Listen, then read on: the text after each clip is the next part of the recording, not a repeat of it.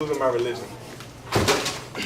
In the name of the Mother, the Father, and the Sunrise, I'm losing my religion in an act of contrition, swimming in that same flood water I was baptized in a sea of neglected penance for sins unforgiven, because I refused to eat my slice of that pie in the sky. As I carefully chose my confessions and forfeited all my blessings, those levees broke with the uncross of her thighs, and I tasted absolution on her tongue and found atonement in her eyes. In her arousal I was christened. Why didn't I realize? Our Bible has been forged, our sacred scriptures plagiarized, but we have found comfort in their lies. We have allowed them to dethrone our goddesses and accepted the rape of our women. We submit to their chauvinistic views and convert to a misogynistic religion, haunted by the Holy Ghost of a mother removed, no longer sanctified, defiled and de-virginized, and all erected images of God have been circumcised and sodomized, and what we idolize has become so phallic it shows no shame. Our Father, who art in heaven, blasphemous be thy name. When thy kingdom came in the form of a favor, of a self-proclaimed Savior, out of retirement only worthy of fame.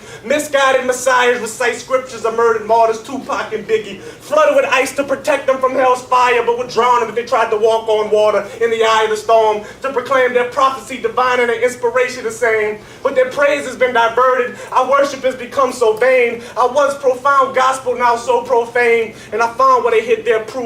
Uprooted a hidden truth that fell from that same tree that bore forbidden fruit, in that same secret garden where temptation felt so right.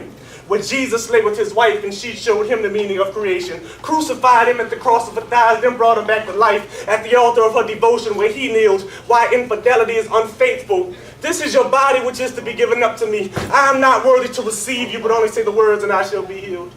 So let us lay.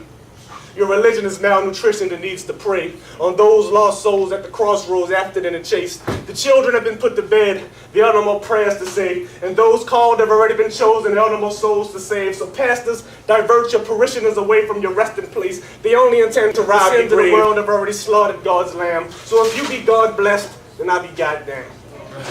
Awesome reason.